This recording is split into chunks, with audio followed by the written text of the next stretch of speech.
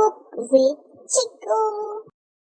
चला मग आजची रेसिपी कोथिंबीर वडी. कोथिंबीर वडी बनवण्यासाठी सर्वप्रथम आपल्याला कोथिंबीर धुवून घ्यायची आहे. मग त्यामध्ये 4 चमचे बेसन पीठ आणि 2 चमचे तांदळाचे पीठ टाकून घ्यायचे. एक वाटण तयार करायचे ज्याच्यामध्ये मिरची, जिरं, लसूण हे आपल्याला कुटूनच घ्यायचंय. ते त्याच्यामध्ये टाकायचं. त्यानंतर लाल तिखट, धनिया पावडर, गरम मसाला आणि हळद टाकून घ्यायची.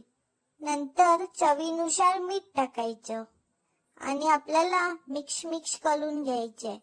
ते सर्व मिश्रण आपल्याला मिक्स करून घ्यायचंय. आणि मिक्स झाल्यानंतर एक चाळणी घ्यायची किंवा आपण प्लेट ही घेऊ शकतो. मी तर चाळणीच घेतली. चाळणीमध्ये तेल लावून घ्यायचं म्हणजे ते मिश्रण आहे ते खाली चिटकत नाही.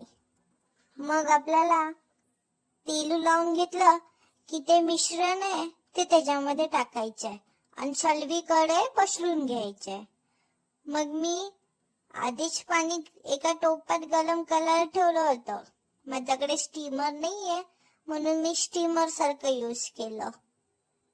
मग आपण चाळणी त्याच्यावर ठेवूया आणि मोठं ताट त्याच्यावर ठेवून झाकून घेऊया जेणेकरून वाफ बाहेर येणार नाही, चाळणीतच राहील. आणि 10 मिनिटं आपण ते वाफेवर ठेवूया.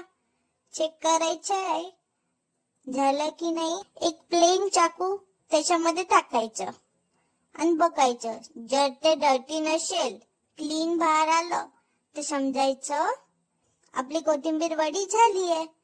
मग उतरून घ्यायचं आणि छोटे छोटे पीस करून घ्यायचे. मग आपण छोटे छोटे पीस कट झाले की आपल्याला एका पॅन मध्ये काढून घ्यायचे. थोडेसे तेल टाकून ते फ्राय करून घ्यायचे. फ्राय दोन्ही साइडून करून घ्यायचे म्हणजे आपल्याला क्रिस्पी कोथिंबीर वडी भेटते. तोंडाला पाणी सुटेपर्यंत वेट नाही करायचं. सर्व करायचं आणि लगेच खाऊन घ्यायचं. आजची रेसिपी कशी वाटली कमेंट करून सांगा. कुक विथ चिकूला फॉलो करा, सबस्क्राईब करा, लाईक करा. Thanks for watching.